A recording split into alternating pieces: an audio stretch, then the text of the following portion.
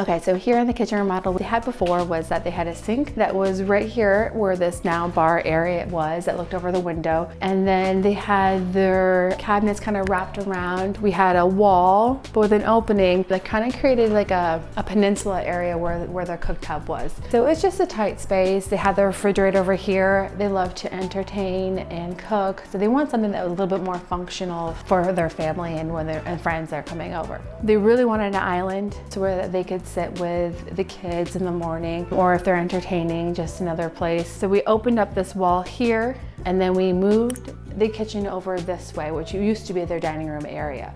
So with over here, we changed out the double windows that were there, and we added a nice larger sliding window so that way you can get a great view of their backyard. And then here we also changed out this window and we expanded the window as well. So it brings a little more natural light into the space. And then we went with all white cabinets with a nice slab door to give that a little bit more contemporary feel to it. Again, bringing that natural wood with the island here as well. They love to entertain, so they want somewhere to kind of store and have their wine bar area here. This is a nice little offshoot for the dining room, so they can keep everything here but still be very functional for when they are using the dining table. Here we had the fridge area.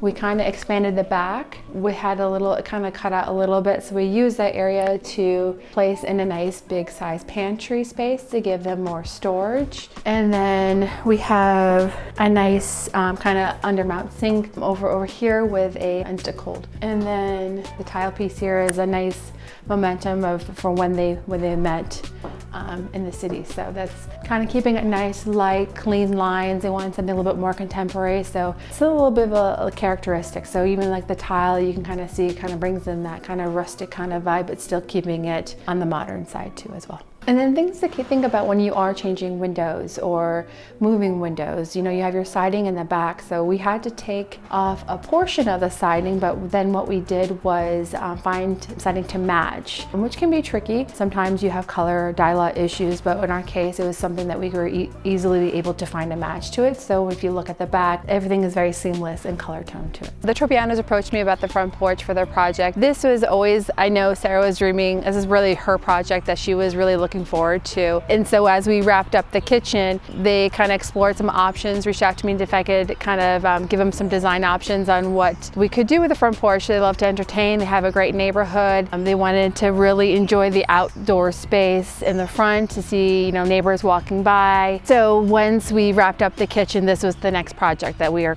they wanted to tackle on. We wanted something that gives enough space for a seating so they can really sit outside and enjoy their neighborhood. But they want something also that's really low maintenance, that they didn't have to maintain frequently. So we went with a nice porch wolf serenity line of their decking. They love the kind of natural lighter woods tone, so we did the nice wood finish that complemented their inside of their kitchen that we used, and then we used a nice pine tongue and groove ceiling board to kind of bring that natural sense in as well, kind of very similar color tone to their wood flooring in the house, so kind of bringing the colors outside that we used inside. And then we wrapped everything in like a nice AZAC porch wrap to make everything nice and maintenance free, easy to clean. That should last a long time for them.